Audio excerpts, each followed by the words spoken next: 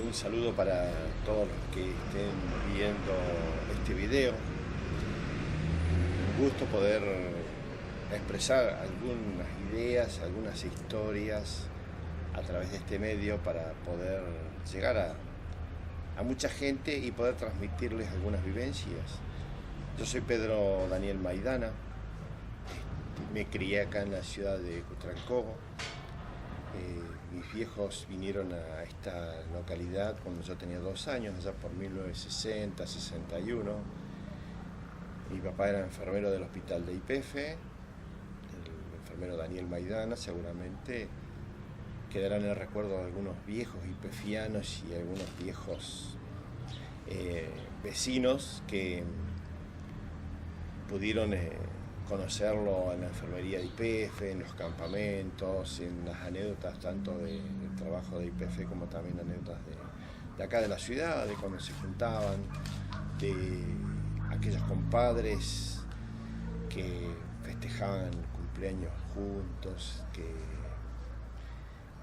se encontraban en los pocos días de descanso que tenían, para las fiestas, en bailes familiares, alrededor de toda esa alegría de gente que trabajaba, que compartía muchos momentos y que se enlazaba afectivamente, y a los cuales nosotros, creo que por una generalidad, los niños, teníamos la costumbre de llamarlos tíos, tías, porque era un afecto que crecía en esta zona tan alejada, porque mis abuelos y parientes estaban muy distantes. Yo nací en la ciudad de Azul, la provincia de Buenos Aires, y como les decía, a los 2 años me trajeron para acá. Mi padre y mi madre, bueno, estuvieron previamente en Salta, en Tartagal, también trabajando de enfermero mi papá. Y acá pude ir a la escuela primaria, al secundario, que en ese entonces era la ENET número 10. En la escuela primaria concurrí el primer grado inferior a la escuela 138 y el resto en la escuela 137, en la Matorras y Alberdi, acá casi llegando al barrio Pampa, con muchos recuerdos de maestros y maestras, que la mayoría no están, con muchos compañeros, amigos con los que compartí momentos de esa época de mucho viento. Parecía que se notaba más el viento y la tierra y el desierto. Como también muy linda la experiencia en la escuela secundaria, en la ENET número 1, que actualmente se llama EPET número 10, con vecinos, compañeros de la escuela 137, con la que después recorrimos parte de esta historia de estudio en el secundario, con muchos aprendizajes, experiencias interesantes, y a la cual no pude terminar. Fue una experiencia incompleta, fue una época de mi vida muy interesante. Yo en mi adolescencia también estuve como Boy Scout, también con otro grupo de chicos adolescentes que hicimos experiencias muy interesantes, muy lindas alrededor de la agrupación de Scouts de San Martín, que funcionaba bajo la tutela de Rubén Espinace, quien dedicó con mucha pasión el 90% de su vida a la agrupación de Scouts, a construirla, a realizar actividades, a llevar adelante su proyecto de vida que compartió con nosotros, y que fue una experiencia por demás interesante, muy buena, un ejemplo de cómo se puede hacer contención con los adolescentes y jóvenes y cómo se pueden aprender valores, cómo se los puede llevar a cabo en la vida diaria y en la práctica cotidiana, fomentando esa hermandad y sobre todo la vocación de servicio y el poder fortalecerse como ser humano y como ciudadano, como integrante de una sociedad. Y esa experiencia, bueno, muy particular, porque el secundario era otra cosa, el estudiar, el ir a taller, el compartir montones de anécdotas con otros estudiantes. Quizá estábamos en otro marco de actividades de la vida y de experiencias de la vida. Y así discurrí unos cuantos años en estas localidades de Cutralcó y Plaza Huíncul, y seguramente mi historia es muy similar a la de tantos otros.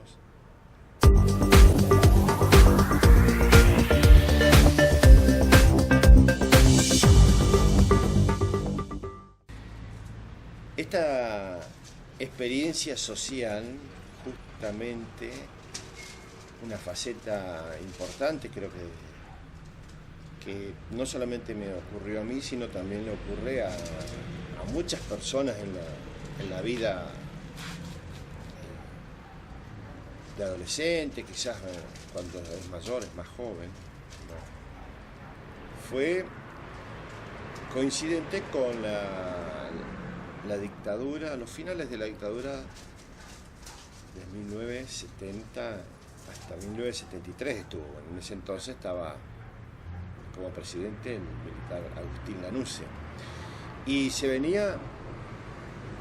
la democracia, las elecciones, había mucho activismo político estudiantil, muchas noticias, y hubo sucesos importantes acá que marcaron ese quiebre, si se quiere, o ese, no sería un quiebre como tal, pero como comienzo de esa etapa que fue justamente para mediados de 1973, coincidentemente con las elecciones que había ganado Cámpora, y que había una primavera política, o sea, de libertades, de destape, si se quiere. Creo que esa era una palabra que se usaba en esa época. Y empezamos a ver que habíamos un montón de cuestiones que podríamos participar en la sociedad y que podíamos pedir, y bueno,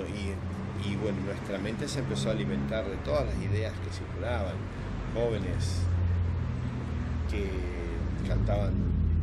canciones de la Guerra Civil Española, como que cantaban canciones de Piero, o canciones de Pedro Pablo, La Marcha a la Bronca, o una cuestión de quizás también natural que todos los jóvenes tenemos de rebeldía cuando vemos que la situación constituida en la que vivimos muestra, o vemos las fallas, porque todo está, todo lo deficitario está, todo es una construcción del ser humano alrededor de lo que podemos construir, podemos disfrutar y vivir, y lo que nos falta hacer. Y los jóvenes son los que se dan cuenta de todo lo que falta en esta sociedad, las falencias en la familia, en las instituciones, y se originan situaciones de discusiones, de críticas y por supuesto de planteos que teníamos en esa época. Entonces en la escuela organizamos una movida muy interesante en el 73 y muchos reclamos y reuniones y discusiones y por supuesto críticas hacia la dirección de la escuela y el funcionamiento y la forma en que nos trataban y la forma en que nos disciplinaban y el espacio que teníamos, que no podía ser, ni siquiera los actos eran para nosotros en ese momento respetuosos de nuestros próceres. La vida diaria en la escuela tenía un montón de falencias y tratamos de hacer toda esa movida y todos esos reclamos se condensaron quizás en una carta al entonces ministro Tayana. Reclamábamos porque la escuela fuera para ambos sexos, porque hubiera otras carreras además de técnico mecánico, que hubiera otras oportunidades de desarrollo para los estudiantes, que hubiera actos que fueran, que se pudieran disfrutar, actos que fueran acordes a lo que significaban las fechas patrias, no un mero formalismo donde todos amontonados teníamos que escuchar unas palabras del director o algún profesor entre el cuchicheo y el amontonamiento de los estudiantes y que después, bueno, cada uno a sus cursos o a la casa. Eran planteos renovadores, planteos innovadores. Si se quiere revolucionarios porque la época daba para todo una forma nueva de vida. Y planteamos otras situaciones, en este caso particular lo que sucedió en la escuela, y es larguísimo y lleno de anécdotas, lleno de protagonistas, una etapa de la historia que creo que dio sus frutos y creo que tardó muchísimos años porque naturalmente nuestro reclamo fue un granito de arena en este proceso extenso que es la construcción en una sociedad de un sistema de educación. La escuela tiene edificio nuevo, tiene 2 carreras, es para ambos sexos, quizás una pavada, pero en ese entonces, en 1973, creo que fue una propuesta y una idea revolucionaria que nos costó llevar adelante.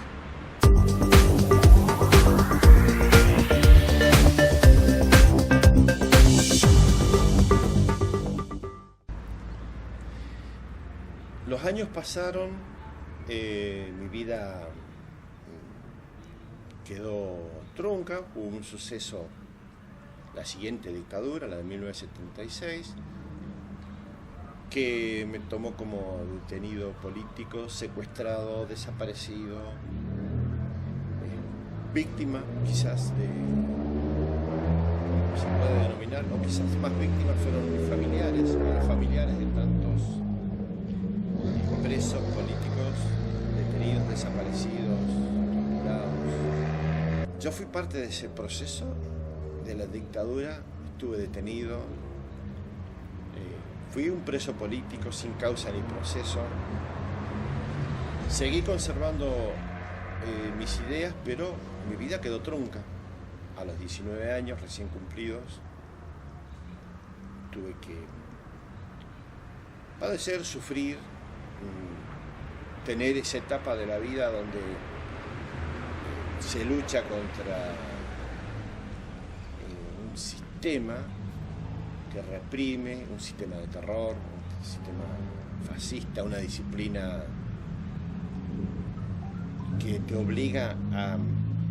adecuarte a las circunstancias y no, digamos, una disciplina militar. Yo fui exceptuado del servicio militar obligatorio. Sin embargo, creo que lo que viví no tiene nada que ver con la disciplina militar, sino más bien con un concepto, una idea de enemigo interno, de guerra interna, un concepto que llevaron adelante los militares del proceso de reorganización nacional, en el cual estuvieron involucrados civiles, empresarios, parte de la iglesia. Y en todo este proceso, mi madre, sobre todo, salió a defenderme, a buscarme, a encontrarme, a juntarse con otras madres de la localidad, a juntarse con familiares de la región, de Neuquén, del Alto Valle, a reclamar no solamente por mí, sino después hacer un reclamo común por todos los familiares, con todos los familiares, por todos los detenidos desaparecidos, por todos los secuestrados. Y yo era un joven que había, si se quiere, puede decirse, militado varios años en los grupos juveniles cristianos acá de nuestro Cutralcó, de nuestros barrios, Peñi, El Pampa, el Aeroparque, con muchos otros jóvenes. En los grupos juveniles y en las capillas trabajamos mucho en lo social, en el trabajo colectivo, mancomunado, para poder llevar adelante la actividad, no solamente de la iglesia en cuanto a la religión, sino de la transmisión hacia la comunidad en acciones de nuestras ideas, de nuestro compromiso. Habíamos leído los documentos de Medellín, de Puebla. Teníamos una alimentación de nuestro espíritu desde un concepto mucho más práctico, más real, más de decir, bueno, si tu hermano necesita, hay que ayudarlo. Si tu hermano padece necesidades y le falta la comida, hay que buscar una solución y ayudarlo. Comprometernos, no darle lo que nos sobra, que quizá en algún momento uno le sobra tiempo, o le sobra una moneda, o le sobra algo de comida, y en otro momento uno comparte la vida, comparte toda la experiencia, para que aquellos que tuvieron la mala suerte o tuvieron por las circunstancias padecer hambre o falta de un hogar, una casa, un techo, no tengan. Entonces nosotros, desde las comunidades eclesiales de bases, de acá de Cutralcó y Plaza Huincul, teníamos una actividad muy comprometida. Y fue gracias alrededor también de los curas que en ese momento nos alimentaron, nos dieron una visión de la vida y de la sociedad y del espíritu cristiano y del compromiso. Tanto Ernesto Santo, en la iglesia del centro, como el padre Modesto Núñez, acá en nuestros barrios, que se comprometía con la vida de los vecinos, de la comunidad, de la vida social, con las instituciones. Como también después conocimos que, aunque uno hoy lo vea cerca, otros sacerdotes que estaban, por ejemplo, en el UNO, el padre Rotter, o que después estuvieron en las capillas de Plaza Huincul. Y les narro esto a propósito de que en esta lucha de recuperarme, de ver qué había pasado, por mi seguridad y por la de tantos otros jóvenes y chicas de la localidad que inició mi madre junto a otros familiares, fueron a recurrir a don Jaime. Don Jaime estaba comprometido con toda esta actividad de las iglesias, la actividad de nosotros, de los cristianos, los jóvenes, y sabía de toda la situación política cambiante que se fue originando a partir, si se quiere, podríamos decir en el 75, que él ya había dado una voz de alarma a las comunidades, una voz de aviso, que la situación política y la situación se estaba volviendo muy complicada en el país, estaba volviendo complicada para todos aquellos que hicieran algún tipo de actividad y tuvieran protagonismo social y político.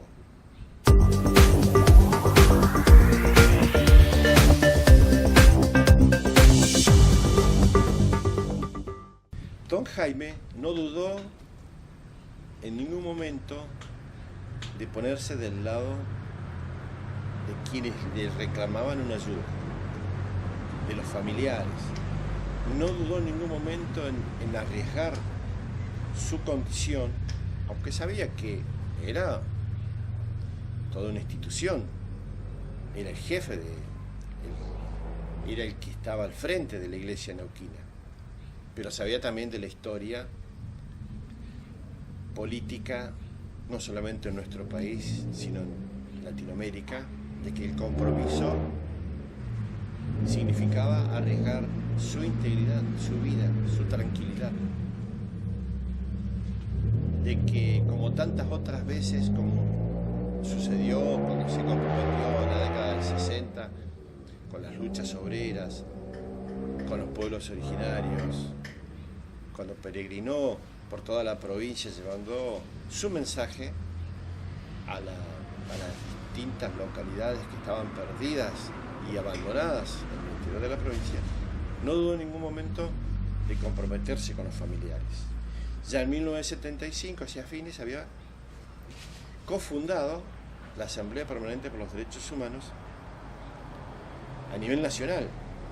y se comprometió también aquí en la provincia.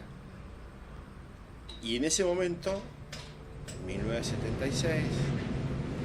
albergó en su obispado a los familiares, a las reuniones, habló con todos los militares que hiciera falta, con los coroneles, los generales, los deschavó y él frontalmente pedía por nosotros. Decía, no, pero sabemos que está secuestrado, que hay allí en el fondo del batallón ustedes tienen un montón de detenidos que no los tienen registrados y que son personas que serán militantes, serán lo que sea, pero bueno, él se comprometía frontalmente. Y gracias a ese compromiso